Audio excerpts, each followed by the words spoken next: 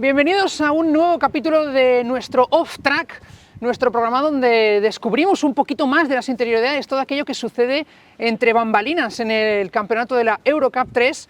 Y hoy, como veis, estamos en un escenario muy especial. Aquí justo en Orrush, justo por debajo, nos pasa el riachuelo que da nombre a esta legendaria curva, y tengo la suerte de estar hoy acompañado por dos personajes que conocen mucho y muy bien a los pilotos. Tendremos tiempo de entrar un poquito más en detalle.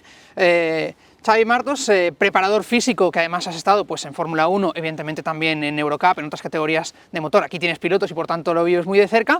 Y Ángel Marín, que te tenemos como driver advisor del campeonato, con los comisarios. Te tenemos también como piloto del coche de seguridad y que además, ya que hablamos de pilotos, pues estás haciendo también el Campeonato de España de karting. Por lo tanto, pues estáis como en situaciones donde tocáis muy de cerca a los pilotos. Tú compites contra ellos en muchos sentidos y los ves competir.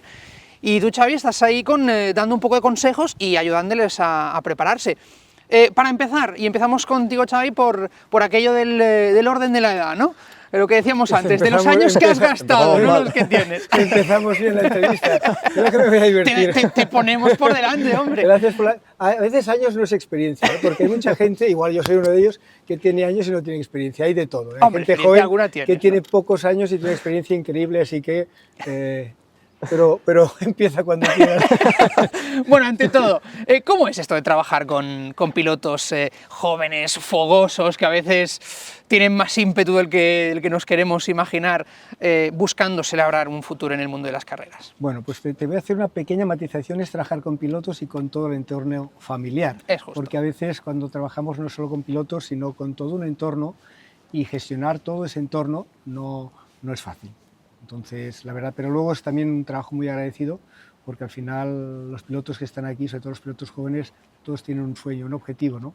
Y nosotros, al menos mi trabajo es hacer que consigan esos objetivos, ¿no? Por eso un eslogan que manejo es: nosotros te entrenamos, tú ganas. O sea, nosotros te ayudamos a conseguir tu sueño. Y de verdad que cuando eres joven y te pasa la gasolina por el cuerpo, conseguir ese sueño es lo más, ¿no? Y la verdad que da mucho gusto ver cómo evolucionan, ¿no? Cómo empiezan en karting, van subiendo categoría, y muchos que he tenido en karting los ves ahora, ¿no? A punto de subir a F3, a F2, a F1, alguno de F2.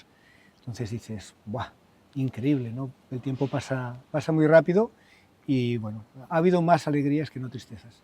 Ángel, tú ves otra visión de los pilotos. La tuya no es tanto trabajar por su beneficio específico, pero sí es cierto que en muchos sentidos lo que tú aportas al campeonato les acaba repercutiendo de forma positiva. Cuéntanos un poco cuál es esa tu experiencia que tienes con Bueno, ellos. es más bien un punto didáctico, porque como driver advisor intento ayudar a los comisarios a ver cómo ve la acción el piloto, porque ellos siempre ven un poco lo que hay detrás de la cámara, pero no piensan lo que está pensando el que va dentro del coche.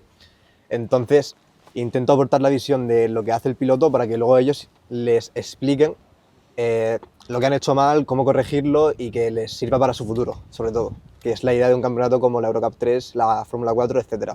¿Te puedes imaginar teniendo ese orgullo del que hablaba Xavi ahora cuando habla de estos pilotos que van subiendo y cuando pase el tiempo, ¿no? Cuando veas algún piloto quizás cerca de la Fórmula 1, Fórmula 2 y que digas, oye, porque este piloto yo de alguna forma ayudé a que haga las cosas bien, también a que le entiendan, a que se sepa un poco expresar Hombre, ante sí. esas circunstancias, ¿no? Ahora que soy joven sí que me gusta seguir mucho los pilotos, sobre todo a los que salen de los campeonatos en los que estamos, y aunque solo es mi primer año, pues sí que sigo a gente como Colapinto, que en su día estuvo con vosotros también, o otros muchos que no tienen por qué acabar en la Fórmula 1, pueden irse a la IndyCar, pueden irse a Japón, hay muchos caminos y no solo hay que centrarse en la Fórmula 1, pero sí, es todo un orgullo evidentemente verlos avanzar y seguir creciendo, porque al final son niños y que el día de mañana estén en algún sitio importante y que sean profesionales. De eso es lo que hemos hablado contigo, Xavi, en alguna ocasión.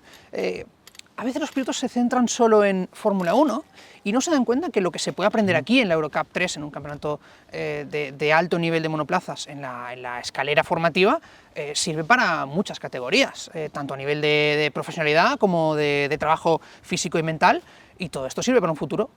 Casi corras donde corras. ¿Cómo se trabaja eso con un piloto que quizás ahora mismo no tienen el momento mental para pensar en esos caminos alternativos, ¿no? Bueno, yo creo que es paso a paso. Al final nosotros el motor sport lo trabajamos todo igual, vamos mirando las categorías, miramos la edad de los pilotos. Ahora de hecho nos están llegando pilotos con 5 años. Con 5 años tienes que organizarle un poquito De hecho, hay un piloto ahora, y estamos mirando, nos han pedido para ayudarle en México, que tuve una reunión con él y salía del parvulario, de la guardería, ¿no? Entonces te choca, ¿no? Y Hablar de tener una reunión con un piloto cuando salía del parvulario, como concepto, es una cosa novedosa, ¿eh? Sí, la gente dice que cada vez empieza más joven, pero nosotros como profesionales tenemos que mirar que su etapa madurativa como persona y las cargas de trabajo sean las justas, porque la gente se vuelve loca haciendo entrenar a chicos jóvenes, vueltas de entrenamiento para que lleguen y los queman. O sea, la energía está para crecer, tienen que comer bien, tienen que jugar con los amigos, tienen que verlo de otra manera, ¿no? Entonces, para mí ese es un reto nuevo, el decir, bueno, vamos a educarlos bien. ¿Qué tiene? ¿Parvulario a tal hora? Perfecto. Luego tiene piscina, vamos a buscar un tema de juegos, algo de reacción. ¿Cuánto tiempo? No se cansa. 15 minutos, 15 minutos. Vamos a ponerle en el simulador. 10 minutos, alguien que le ayude en todo. O sea, buscarle el trabajo que sea de manera jugada, de manera que respete su evolución y que pueda ir llegando y que no pierda el interés, ¿no? Que no se queme antes, porque eso es un problema. La gente dice hay que empezar antes, pero empezar antes significa que te puedes quemar antes. Entonces tienes que buscar la manera. Entonces cada vez se gestiona más esto y para mí son nuevos retos y la verdad es que es muy bonito. Y como dices tú, hay muchas categorías, hay más vida que Fórmula 1 y tienen que tenerlo presente. Fórmula 1 es una élite que hay 20 pilotos. Entonces todo lo demás se pueden formar, pueden tener grandes resultados, grandes satisfacciones y es por ahí por donde nosotros vamos, ¿no? Y esto, Ángel, seguramente tú lo has visto y vivido más de cerca también, viendo a todos estos pilotos con los que tú también te encuentras en el Campeonato de España de karting. ¿Tú has llegado a percibir esto cuando ves a algún rival que ves, no ves su entorno, ves qué gente está allí, cómo enfocan el postcarrera, el precarrera, los rituales que tengan, etcétera, etcétera? ¿Tú lo has visto de cerca? Sobre todo hay dos puntos de vista. Está el de la gente que tiene un entorno, familia, amigos, que creen que va a llegar a la Fórmula 1 y que es el mejor y que siempre tiene que ganar. Y luego hay otro tipo de vista, otro punto de vista que sería más la visión humilde, de poco a poco ir escalando y a ver hasta dónde llegamos, porque el sueño de la Fórmula 1, que gente con la que yo haya corrido, no hay ninguno. Y mayores o menores, estaba Alex Palou cuando yo era pequeño y está el IndyCar, que tampoco ha llegado aún todavía a la Fórmula 1, no sé en el futuro. Y sobre todo de mi edad, gente que esté ahora en F3, F2, Mari Boya y Pepe Martí, son de mi... he corrido con ellos bastante. Entonces, claro, es de alguna forma, a veces irónicamente, esto también va para ti, Xavi, cuando pensamos en obsesionarse con llegar a una categoría, a veces el resultado es hasta peor que cuando se hacen las cosas, ¿no?, paso a paso y pensando en hacerlo bien, más que en el objetivo, ¿no? ¿O crees que pensar mucho en el objetivo también puede ser un proceso necesario para no perder de vista, ¿no? Hablabas de Mari Boya, pues de no perder la boya que te indica el camino en el futuro. Pero tú tienes que tener objetivo, pero no te tienes que obsesionar. O sea, te tienes que obsesionar en hacer las cosas bien hechas, en dejarte, como ha dicho muy bien Alex, tú no solo tienes un camino, hay un camino que es el bueno, que es ese entorno que no te dice lo bueno, te dice lo malo, ¿sabes? Hay un entorno que no te regala los oídos, hay un entorno que te va diciendo, oye, podemos hacer esto, podemos hacer lo otro. No todo el mundo puede ganar, porque, o sea, si todo el mundo ganara, mal, hay gente que gana, gente que pierde, ¿no? Entonces, ¿cómo gestionan todo esto? Pero sí, tienen que tener un objetivo, pero no, ese objetivo puede ir cambiando durante la marcha. Es como cuando tú estudias para un tema y te das cuenta de que luego te gusta otra cosa. Pues es lícito cambiar, es válido cambiar. Entonces, tú puedes dirigirte hacia la Fórmula 1 y a medida que vas viendo, puedes cambiar porque ves que se te va dando mejor una cosa, mejor la otra, los problemas que hay, vas creciendo, vas madurando y todo eso te hace cambiar. Entonces, para mí es muy válido el cambiar, el saber cambiar con un poquito o sea, pues tener un poquito de experiencia y decir, bueno, cambio por esto y por esto, con argumentos sobre todo. Y hablábamos de estos objetivos que pueden ir cambiando con la vida.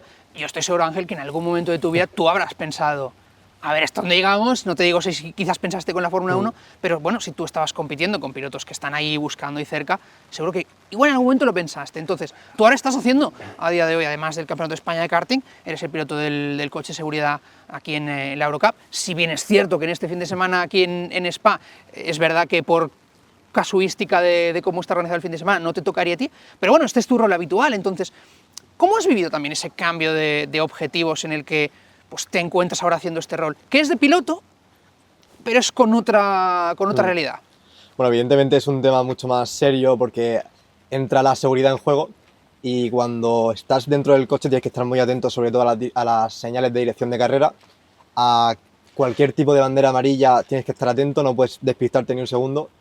Y cuando estás en pista es también importante dirigir a los pilotos por la zona más segura, porque por ejemplo aquí, imagínate un accidente al salir de Aarhus que no se ve nada, la gente tiene que seguir al coche de seguridad. Si tú te pones en una situación peligrosa, ellos te van a seguir. Entonces es complicado y hay que tener mucho respeto con las situaciones peligrosas. Y me gustaría aquí pararme y saludar a Pedro Vilches, que también trabaja conmigo como piloto del safety car. No ha podido venir a esta carrera, pero en Jerez lo tendremos con nosotros. Y además, claro, tú hablas de la parte de seguridad, lógicamente, como es el coche de seguridad, pero un piloto del coche de seguridad también tiene que ser capaz, ¿no? Sí. de subirse a un coche y tener un ritmo. Porque Sí. si no, los pilotos empiezan, ¿no? Y lo seguimos en la Fórmula 1 por la radio. El coche de seguridad no corre, neumáticos, la temperatura de caer.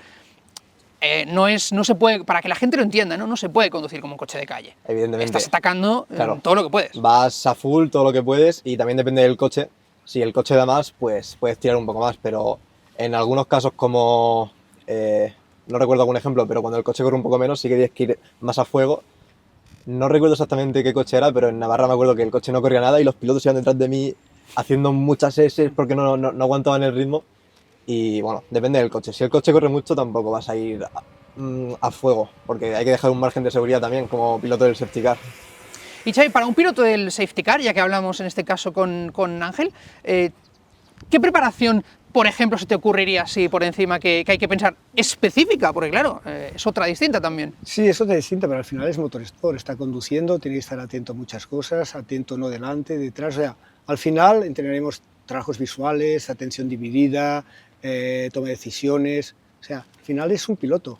Lo adaptaríamos a su trabajo, a sus funciones, pero él evidentemente, de hecho desde aquí yo le propongo venir a entrenar a la academia, porque, porque es súper interesante, o sea, en todos los aspectos, o sea, es lo que dices, depende también la seguridad de los pilotos de Fórmula 1. No puede ser que estés entrenándoles, buscando seguridad, trabajando todo, porque luego un error por parte de ellos te puede jugar un campeonato. O sea, o unos neumáticos que dice que están fríos porque no ha tirado como tenía que tirar, fastidian un mundial. Entonces, todo el mundo es importante, desde el primer mecánico a todos. O sea, tendríamos que estar preparados. Siempre lo digo, hay que profesionalizarnos más si queremos llegar a un nivel, y tampoco cuesta tanto hacer las cosas bien hechas, ¿no? Y para terminar un poco, chicos, luego vamos a volver contigo, Ángel, porque esto va a acabar circulando hacia ti. Xavi, a la hora de hablar con los pilotos y preparar estas carreras con ellos, a veces hablamos mucho, pues esto, ¿no? de ese entrenamiento físico, de reacciones, de todo esto que has mencionado, pero a veces también hay que preparar esa parte emocional, el saber lidiar, pues como alguna vez has comentado, con esa presión, con toma de decisiones, evaluarlas posteriormente, ¿no? ¿Cómo uno se sienta con un piloto y es capaz de decirle, oye, pues aquí te has equivocado y tienes que saber entender que aquí te has equivocado, ¿no? Bueno, yo justamente hoy estaba hablando con un piloto del tema emocional, me estaba hablando y digo, mira, tú no te das cuenta, pero cuando vienes aquí, tienes una lesión, te molesta algo, te subes en el coche y das al 100%, estás trabajando, tu emoción está saliendo bien. Cuando has tenido una salida de pista y vuelves a la pista y vuelves fuerte, estás trabajando todo el tema emocional. O sea, cuando ya te digo, haces cualquier error tuyo, estás trabajando el tema emocional. Cuando un ingeniero se equivoca y lo respetas luego a la hora de trabajar, estás trabajando emocionalmente. Entonces, no te das cuenta, estás trabajando constantemente el tema de las emociones. Pero te tienes que dar cuenta para ver que sí que está funcionando, y las cosas bien hechas en los momentos malos, aquí constantemente va de emociones, pero te tienes que dar cuenta de qué te pasa y ser consciente de ver, sí, no me he enfadado con el ingeniero, vale, ahora por él, mañana por mí. ¿Me duele algo y sigo como si nada y no estoy quejándome de esto? Perfecto, me he hecho más fuerte. Y eso es trabajar las emociones cada día. Luego hay técnicas, respiraciones, gestión de diálogos internos, cómo te hablas. O sea, aquí tenemos un caso de un 7 veces, algunos dicen 7, algunos 8, Hamilton campeón del mundo. según cada uno opine, cada ¿no? uno opine, o sea, Yo diría 7. Y espérate, porque está aquello, está aquello que dicen de Felipe Massa, que está ahí buscando el título. A ver si van a ser 6, tanto hablar del 8. No lo sé, pues entre 6, 7, 8, pero os dais cuenta cómo a nivel emocional alguien que ha ganado tantos títulos puede tener un diálogo interno tan malo. Entonces, yo les decía como ejemplo, o sea, estamos hablando de un fuera de serie, imaginaos lo importante que es. La gente dice que la parte emocional es el 80%, pero no entrenas de 10 veces 8 las partes emocionales. Entonces, tenemos que ver que los pilotos del futuro y el buen piloto va a ser el que gestione esto bien. Y hay que enseñarles, pero es que está en el día a día. O sea, yo de 14 pilotos que tengo, 14 tienen temas emocionales importantes de peso. Lo otro lo coordinamos, lo gestionamos y tal. Pero estos temas son importantísimos y creo que van a marcar el futuro de los pilotos de hoy en día, ¿no? Y entonces tú, Ángel, tienes que saber todo esto que hemos hablado ahora, entenderlo para que cuando tú estás dando ese advice, ese consejo a los comisarios, poder decir, mira, no, es que el piloto esto lo ha hecho con esa lectura porque se encontraba en esa situación, y si bien es cierto que tú no puedes conocer, ¿no?, esas interioridades de es que le ha dejado la novia y está nervioso, bueno, eso no, pero sí esa parte más deportiva, tú sí que tienes que entenderla para poder decir, no, es que el piloto viene de que el rival le ha metido la rueda en Eau Rouge y cuando ha llegado a Lecom iba caliente, ¿no?, iba enfadado porque el otro le ha sacado un poco largo. ¿Cómo es un poco esa sensación mental de decir, me tengo que meter en la piel de ese piloto para poder dar ese consejo? Bueno, yo personalmente soy muy tranquilo y aunque haya situaciones que te desesperen, siempre intento mantener la calma, pero sí que es verdad que en muchas situaciones hemos visto como algún piloto que ha recibido alguna acción polémica, en la siguiente curva se ha tirado de mala manera y ha provocado un accidente y luego tiene la sanción que tiene que tener porque al final lo ha hecho mal. Pero sí que entiendo el punto del piloto de la frustración y de querer vengarse, aunque hay que enseñarles y trabajar con ellos el punto de que les va a venir peor al final, porque si llevan una sanción van a acabar mucho más atrás y encima la frustración luego va a ser aún mayor, porque ni se han vengado ni les ha salido bien la jugada. O sea que creo que tiene mucho trabajo el tema mental, sobre todo con niños. Yo siempre digo una anotación que el secreto está en volver al punto de tranquilidad lo antes posible, porque siempre cuando conduces algo te desconcentra, algo te enfadas, te desenfocas, es imposible que siempre estés enfocado haciéndolo bien. Todo el mundo nos vamos y tenemos, bueno, pues este me ha hecho esto, malos pensamientos. El secreto está en que esos pensamientos duren lo mínimo, porque los van a tener, porque es imposible quitarlos, pero tienes que, como una nube que pasa, saberlos quitar rápido y por la próxima. Entonces, ese está el secreto y eso no es fácil, se dice muy fácil, pero cuesta. Cuando alguien te ha metido el coche, te ha metido la rueda, te juegas, o sea, no estar pensando qué me ha hecho, qué tal, por radio levantas la mano, el típico que ves, yo siempre las manos fuera, digo, las manos dentro, si hay un accidente, las manos dentro, las manos fuera no sirven para nada, pierdes en todo.